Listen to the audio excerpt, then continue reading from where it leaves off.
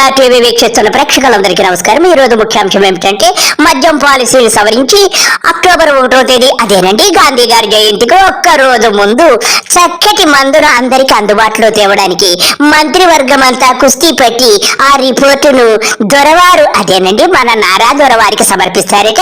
అది మంత్రివర్గం ఆమోదిస్తే 1వ తేదీ నుంచి అమల్లోకి వచ్చేస్తుందట. ఎంత ప్రేమ మందు బాబులంటే వీరికి. నాకు అర్థం కాంది ఒక విషయము, ముఖ్యంగా సివిల్ సప్లైని ఆరోగ్య శాఖని కూడా ఎక్సైజ్ శాఖలో విలీనము చేసినంత ఇదిగా ఈ ఇద్దరు మంత్రులు ఎంత చక్కగా మాట్లాడతారు. వారి మాటల్లో మనం విందాం.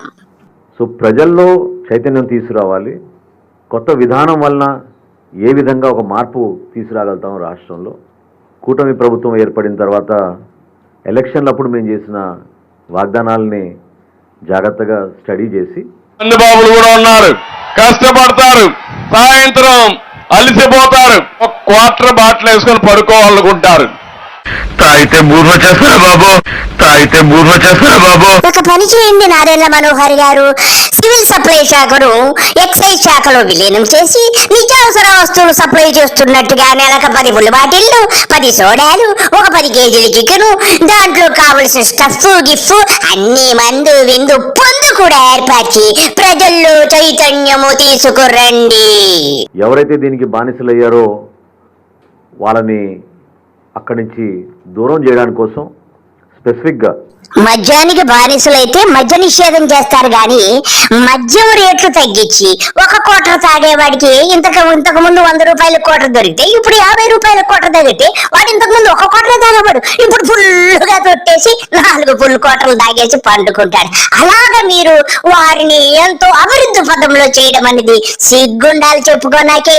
De addiction centres, counselling centres, వాళ్ళకి అందించాల్సిన ఆరోగ్యపరంగా మేము అందించాల్సిన సహాయం, వీటన్నిటిపైన కూడా మనోహరి గారు తమరు చెప్పేది ఎలాగుందంటే కత్తిచ్చుకొని కసా కసా కసా పొడి చేసి ఆ తరువాత మేమున్నామని చెప్పి హాస్పిటల్లో చేరి ఆపరేషన్లు చేసి బ్లడ్ ఎక్కించి మళ్ళా అవయవాలు మార్చినట్టుగా ఉంది నువ్వు చెప్పేది. ఏం మాట్లాడుతున్నావు? నీకేమన్నా తెలివుండి మాట్లాడుతున్నావా? నువ్వు బుర్రుందా లేదా నీకు? డెఫినెట్ గా మేము చేసిన ఈ కసరత్తు టూరిజం శాఖ ద్వారా కూడా రాబోయే రోజుల్లో రెస్టారెంట్స్ కానివ్వండి, హోటల్స్ కానివ్వండి, ఇక్కడ అందించాల్సిన అవుట్లెట్ల ద్వారా ఏ విధంగా మనం కన్జ్యూమర్ని చివరిగా అతనికి వెసులుబాటు కల్పించి ఒక మంచి చాయిస్ ఆఫ్ క్వాలిటీ ప్రోడక్ట్స్ ఉండేటట్టు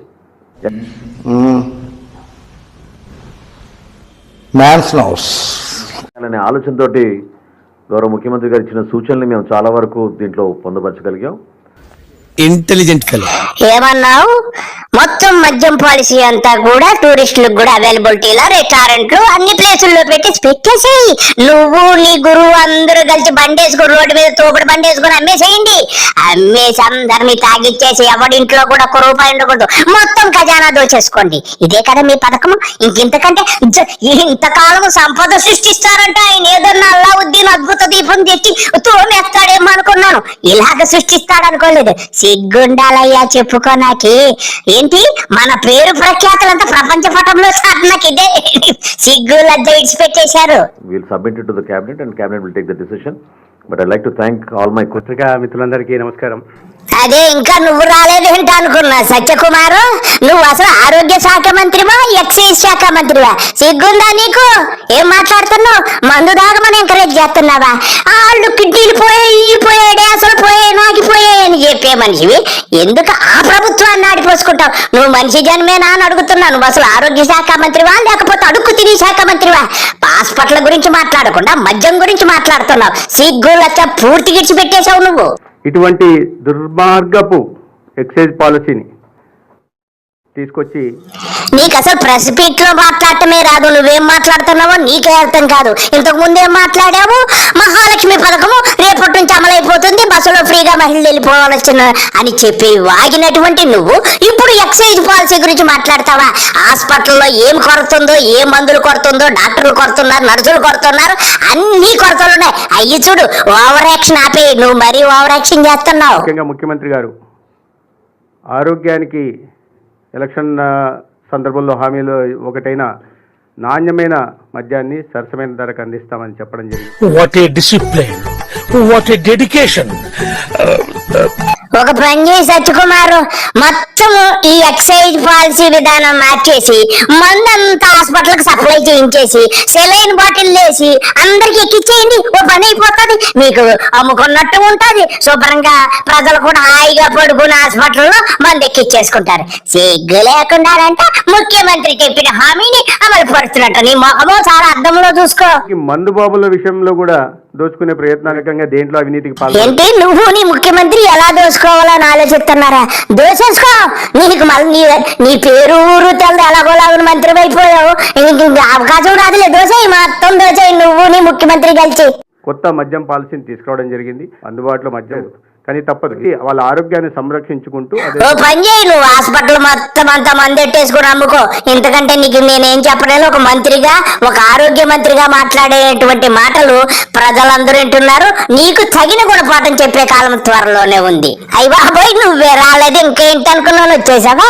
సరే గాని కొల్లు రవీంద్ర, నీ గురువులు ఏం చెప్పాడు అలా చేస్తున్నారు. మీ చేతిలో ఏముందిలే, మీ గురువు చెప్పిందే చేస్తాం. నాదెండ్లతో చెప్పించావు, ఆరోగ్య శాఖ మంత్రితో చెప్పించావు. ఓ పని చేయి, రేషన్ దుకాణంలో పెట్టేసి, హాస్పిటల్లో పెట్టేసాయి, నీ ఇంట్లో పెట్టేసాయి, వంటగదిలో పెట్టేసాయి, బండి వేసుకుని నువ్వు కూడా రాత్రి పగల అమ్మేసుకో.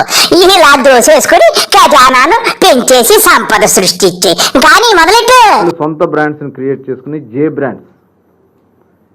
బ్రాండ్స్ని క్రియేట్ చేసుకుని వాటిని మాత్రమే అవైలబుల్గా ఆ షాప్స్లో ఏర్పాటు చేసి, ఆ ప్రభుత్వం జే బ్రాండ్ చెప్తే ఇప్పుడు CPM brand, Pawan Kalyan brand, Kollu Ravindra brand, Nadendla brand, ఆ బ్రాండ్, సత్యకుమార్ గారి బ్రాండ్, నీ పిండాకోడు బ్రాండ్, అన్ని బ్రాండ్లు పెట్టేయండిరా.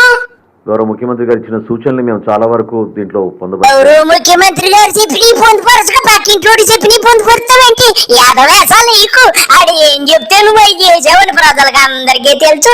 ఈ పాలసీ డిజైన్, స్క్రిప్ట్, డైరెక్షన్ అన్ని కూడా బాబు గోరే అని మాకు తెలదేమో. ఈ ఓవరాక్షన్ వల్ల ముఖ్యమంత్రి గారు చెప్తే చేసాము, ఆ తొక్క చేసాము, తోలు చేసామని ముంచేయండి. మద్యంతో ముంచేసి, మన వరదతో ముంచేసి ఒక 60 మందిని చంపేశారు. ఇప్పుడు మద్యంతో ముంచేసి కనీసం 10-20 వేల మందిని సంవత్సరానికి ముంచేస్తే కానీ చంపేస్తే కానీ మీకు నిద్ర. సరేనా? వెళ్ళండి ఇంకా. బాయ్.